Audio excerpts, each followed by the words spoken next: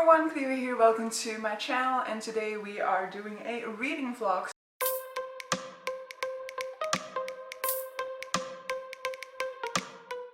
So it is the second week of June, and in June I'm doing 3 readathons. So I'm doing the Feelgoodathon, though I'm only doing that low-key and mainly just like the self-care prompts. I'm doing the Make Your Mythtaker readathon, in which I'm trying to become the goddess Clio, and then I'm doing the Olympic Games readathon, in which I'm representing Camp Zeus. So I'll link all 3 readathons down below in case you're interested in seeing what they are specifically about. But today I will be finishing my second book for the month of June. Yes, it is week 2 and I still have to finish the second book. But we all know that the first week of June was kind of crazy. A lot of things went down and my presence was more needed online, and also just my focus wasn't there. And I'm not going to blame myself for that or anybody for that. So I am definitely understanding of why I have a little bit of a backlog on my goals, but that really isn't what is important at this time in our lives. So I am currently finishing my second one, which is a prompt for the Make Your Mythtaker readathon, and so it is the second prompt in order to become a goddess, which is to read a book with a foiled cover, which is not visible on the camera, but if you want to see the foiling you can go and check my reading vlog for last week, in which I hopefully was able to catch the foiling in one of the close-ups for this book. But so City of Brass, I'm thoroughly enjoying it. I have like 20 pages left. So City of Brass is a Middle Eastern inspired fantasy in which we are following our main character Navi. She is living in the human world. She's living in Cairo, and then but she has these sort of abilities that don't really fit in with normal human abilities. She can kind of tell whether somebody is sick or not, and she's kind of able to somewhat heal them at least without, you know, using traditional tools. And so one day she's kind of experimenting with this language that only she knows about, and she ends up accidentally invoking a jinn. And so this jinn in the end takes her with him to the land of the jinn, and then the entire book is mainly about the political intrigue of the jinn society and the way that she plays a part in this. I'm thoroughly enjoying it. I'm mainly enjoying actually the 2 other perspectives that we are following. I don't necessarily like the fact that there is a potential romance V in here. However, at this point in the novel I can say that it is doing something different, interesting with the storyline, and that I don't mind it anymore at this point. But so there's a lot in this book. So Nadi herself, for example, is somebody who has been struggling to get around. She's not really been doing honest work all of her life, and she's kind of throughout the book being pushed more and more into a respectable position, being asked to take responsibility more and more, and she herself is reluctant to do so, and is kind of overwhelmed to do so as well. And so that's kind of what we look at with her character. What we look at with the 2 other characters is we have a jinn, we have a character with a dark history who's kind of trying to deal with some trauma that happened in his past, and some prejudices he has towards other races, other characters in this book. And then we have our second part of the V, let's to call it like that, and he is a prince of the jinn realm, and he is kind of struggling between what he believes to be right and family loyalty. So I'm liking especially the second character, the one who's struggling with family loyalty. I'm liking his perspectives very much. I'm liking his character story a lot, and I am very much happy with where things are going now. At this point in the novel we're kind of winding down again.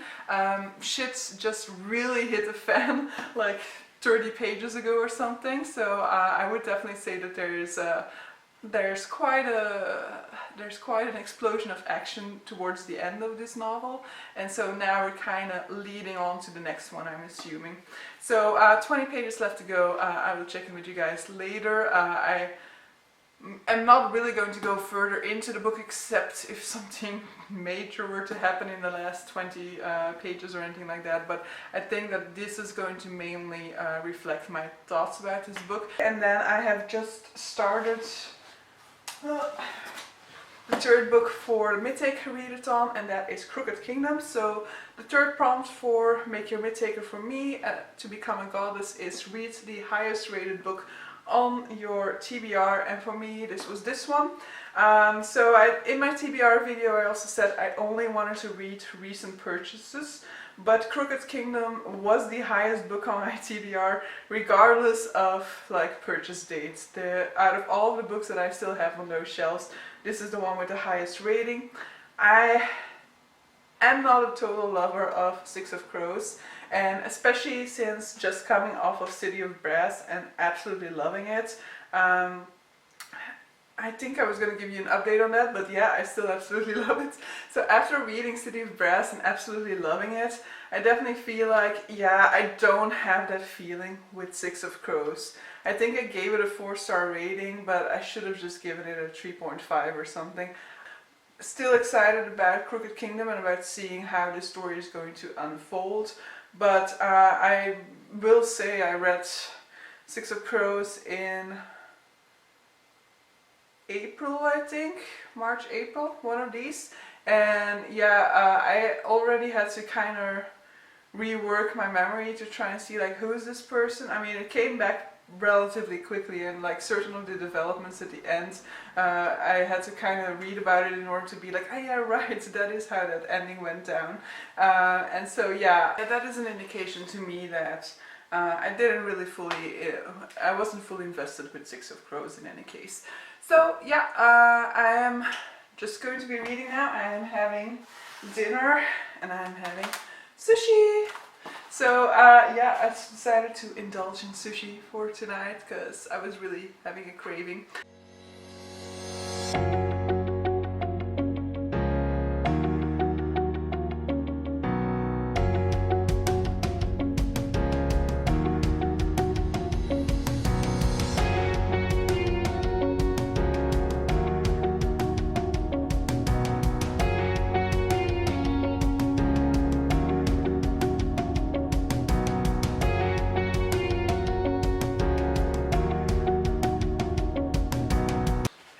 It's Thursday evening and I'm doing an update because I'm almost done with Crooked Kingdom. So I don't know what these last 150 pages are gonna bring, but at this point I must say that I'm quite disappointed with this series. I don't understand why people are so in love with it. I don't know whether it's just that it's one of the first books in this, like, one of the first books like this that these people have read, whether it's nostalgia, whether I'm just totally missing something that other people connect to. But yeah, this really just doesn't do it for me, and there are certain things that I really find quite annoying about this. I think my main problem with the second book is that, you know, I think one of my major problems with this book is that early on in this book, a certain character proves himself to be quite ruthless, and he makes a threat to do something that will have a major impact, not just on the story, but on the character as well, and on character dynamics that we've started to develop in the first book, and we don't go there. And I was like, what? First of all, when that character was like saying that he would do those certain things, I was like, what? Wow, are we going to go there? And I was super excited because, because like my brain was going on like all the possible implications and the way in which we could then explore further character development, between relationship developments and stuff like that further on in the book. Now we didn't go there, and I was like, seriously? And so we did try to somewhat talk about those relationships and the impact that the emotional impact of that event had on a certain character, but really that was just so watered down, and I was just, disappointed that the author gave us what we wanted. What we wanted was to be like, oh no, our character needs to be safe, needs to be whole, needs to be healthy, and that's what the author gave us. But what would have been so much more powerful was for the author to really go through with that thread and to really show how that character was a major threat, was a ruthless character, was somebody to be reckoned with. And whereas I feel like now we're constantly just proving again and again how much better, how much more smart this crew is. And I know that there is a point in this book where they're like temporarily baffled and whatever, but I just can't help but feel like there are so little stakes to this book because it's so clearly set up that they will succeed in whatever they try to do. So yeah, I have some qualms with this series so far. I am going to unhaul them, I think, as well after reading them. G-G-I-F, yay, it's Friday. So I've been waiting for this moment I was gonna say all day. I've also been waiting for this moment all day, but I've been waiting for this all week. I've had so many problems with motivation, probably because last week was a week off for me, so this week is like, ugh, no, back to work. But I mean, today was quite alright because I have to do some backup for people, and then it's always super busy, and then I just don't have time to procrastinate, and so I have to get a move on, and then time goes by so much faster. So yeah, stop procrastinating.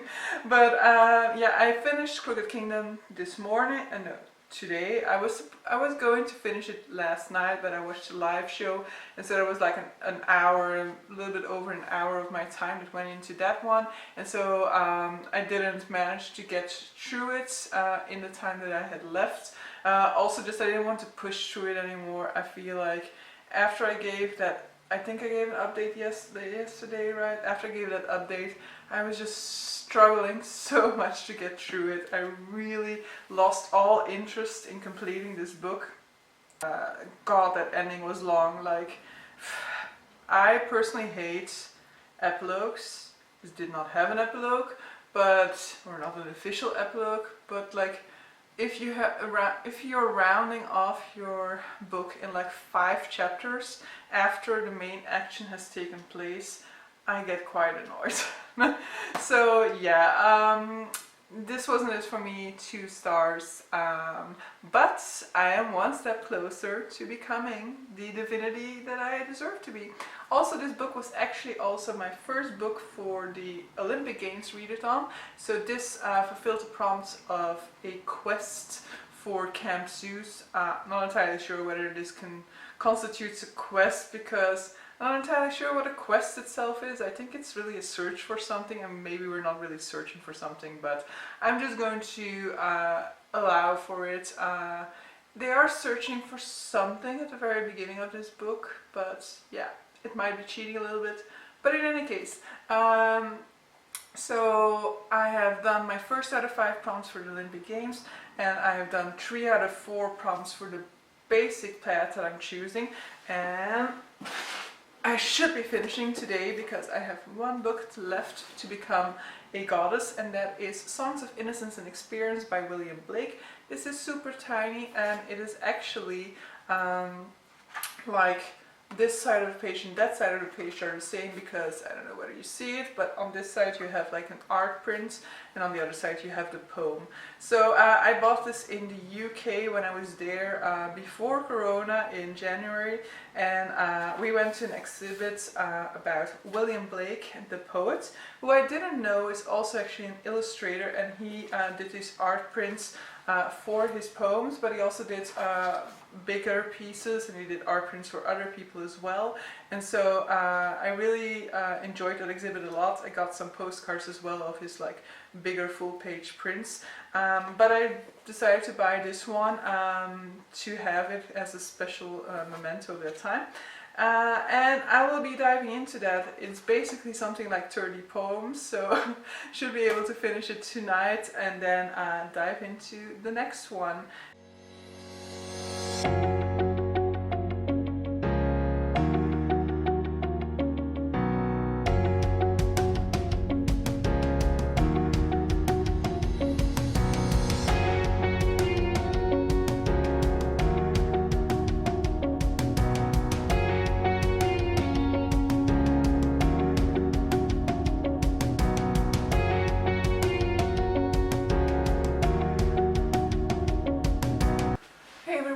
I completed Songs of Innocence and Experience yesterday, so I actually just listened to the audiobook because I do like having poetry read to me.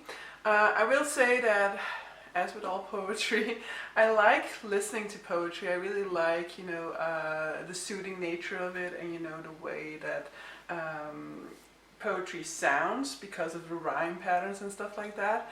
But it all just also means that I kind of get like lost in my thoughts because I'm kind of like hypnotized, it seems, and so I don't always understand what I'm reading. I did like the introduction to this one. I read it after I read the poems, and I did get a whole lot more out of the poems that I listened to because of the introduction.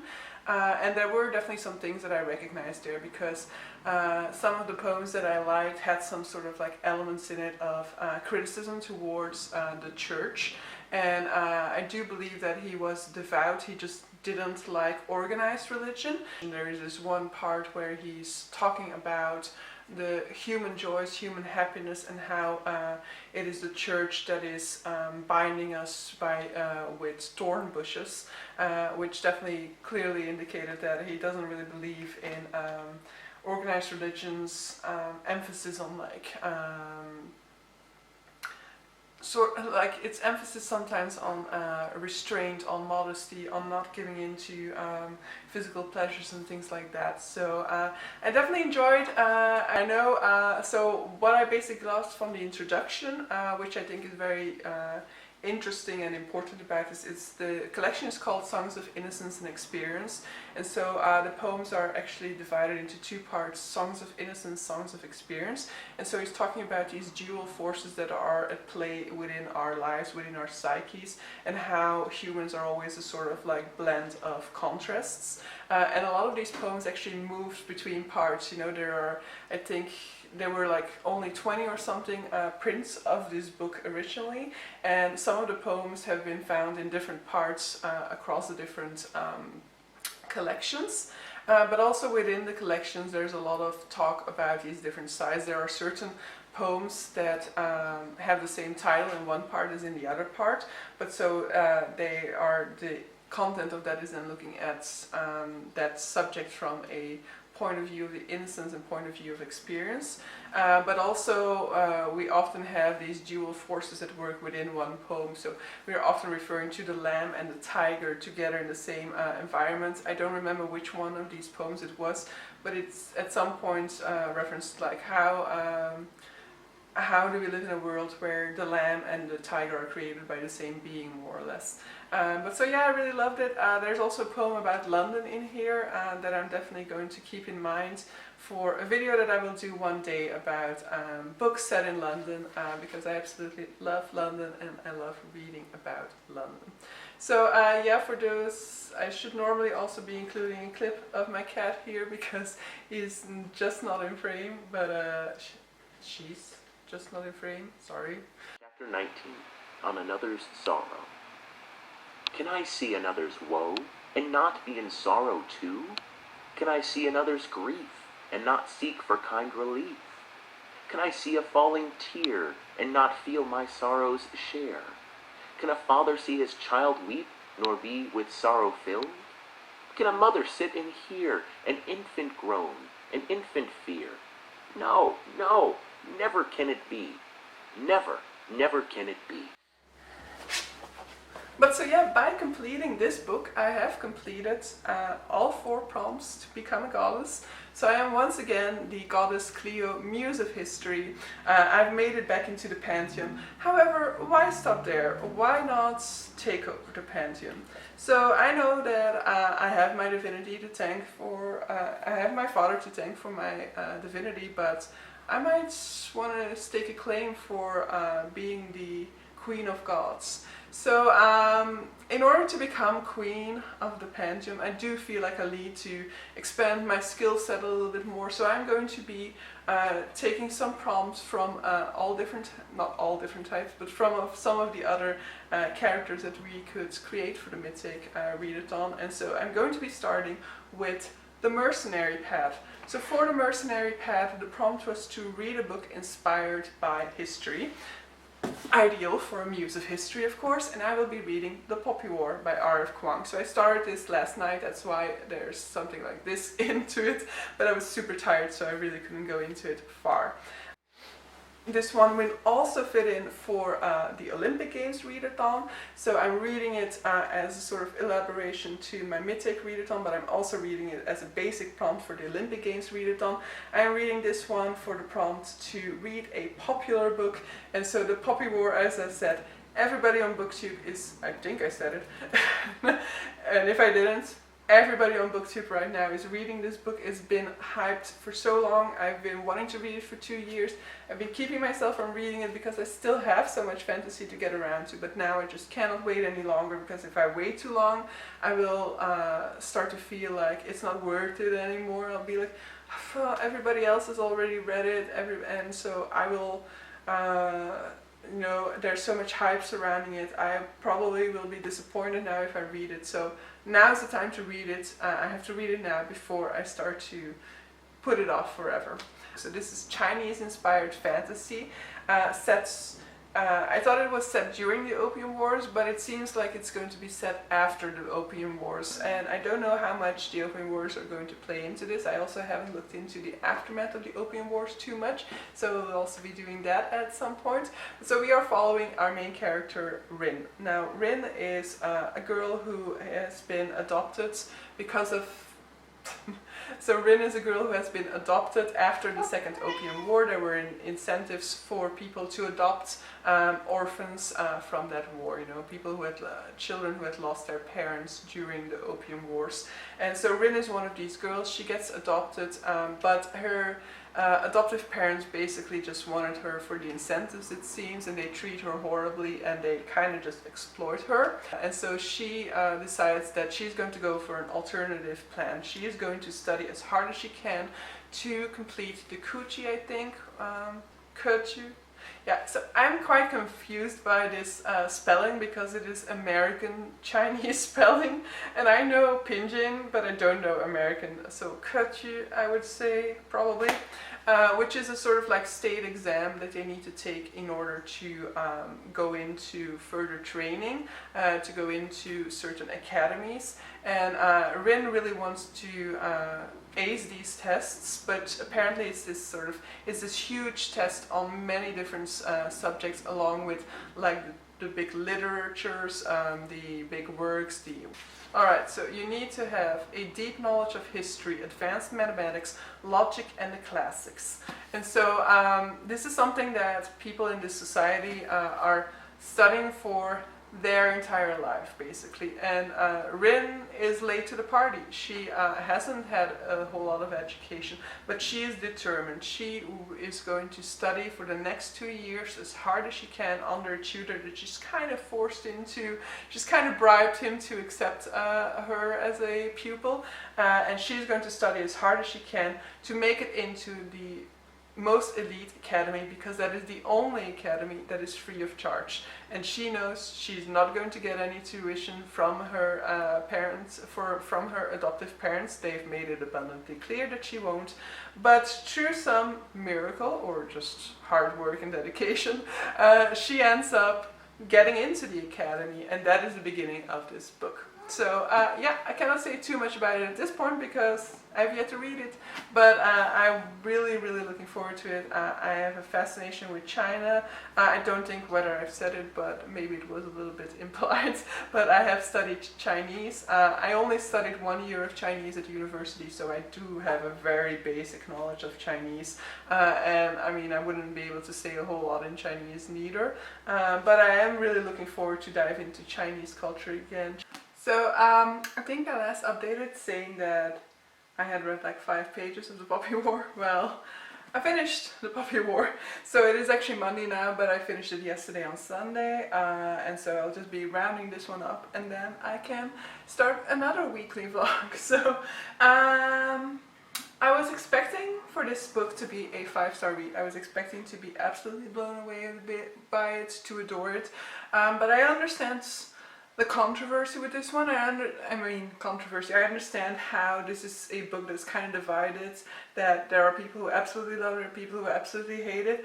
I fall somewhat in between, but I fall more to the side of absolutely loving it. So I will start out by saying that I was completely wrong. This is not about the Opium Wars. The name, the Poppy War, obviously puts you on the track for it being about the Opium Wars, but it's not. Like, this story very much centers around Chinese-Japanese relations, and so the Opium Wars are very much, in my opinion at least, or in the way that I've seen it, more around the British versus the Chinese standpoint. But so this is very much reinterpreting them a little bit more as a conflict between China and Japan solely, more or less. And so this is at the background of this book, and it's very much looking at how these relationships between these two nations are still very much not okay, and how they're still very much at the precipice of a war. So this book is kind of divided into two parts. The first part is Rin going off to this academy after having succeeded to land the top spots in the Keju, the state exams. And then she is going to the school. She is dealing there with discrimination against her because she has a darker skin, because she is from the south, and there's a lot of discrimination against people from there. And so she starts to feel out of place. She starts to feel anger and resentment towards the people who kind of see her as just their sort of token minority. As well as early on we are establishing that she is a type of character who is willing to go a long way to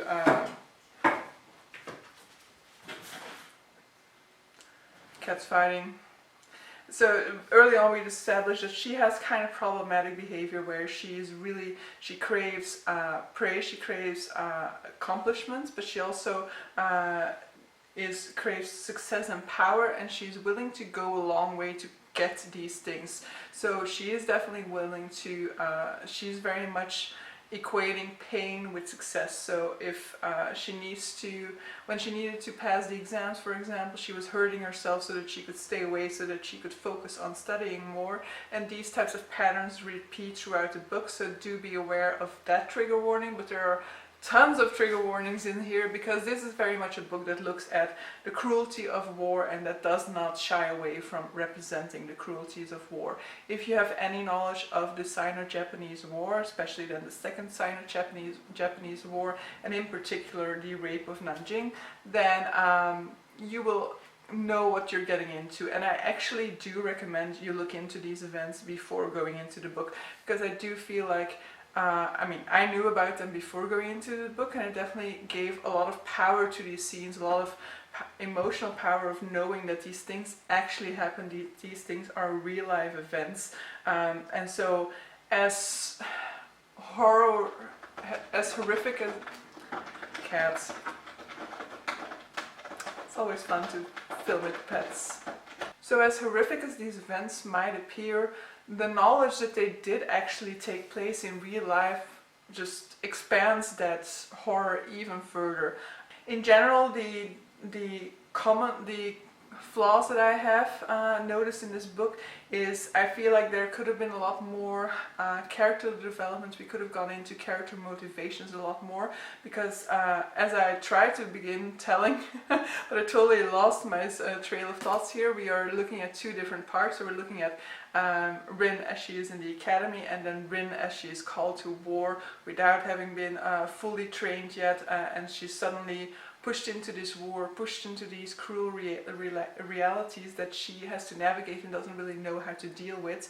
But I feel like the shift happened very swiftly to begin with, which isn't necessarily a bad thing, because I do think that in reality, like entering into a war can often feel like that. But I definitely do feel like the shift that we see in her personality and the reasons behind her motivations in the second half of the book are things that are hinted at early on, and that you kind of you can connect those dots yourself. But I feel like we didn't get enough guidance from the author in that respect, in like showing us how she evolved from that sort of resentment towards like the Northerners, resentment towards people looking down upon her and then trying to take revenge on people, towards this sort of heavy feelings that she has against the Muganese, which weren't all that powerful at the beginning.